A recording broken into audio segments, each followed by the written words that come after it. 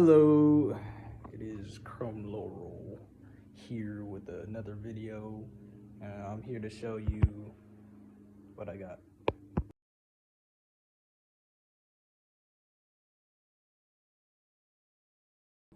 So this is what I got. I got an e-bike. It's called Jasion. Let me see. It's a Jasion E-bike.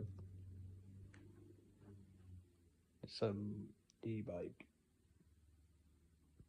After I assembled the bike, it was a pretty easy build. I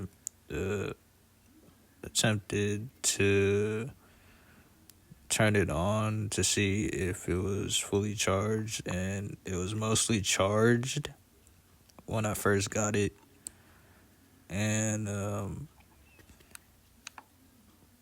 I made sure the display worked and the buttons were fully operational and functioning properly.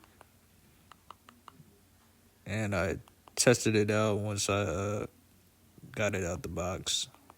And for that, I would say it's a pretty smooth ride once you get on the bike and start going at speeds around 0 to 20 miles per hour. And it works perfectly fine. Suggest you go buy one and give it a try.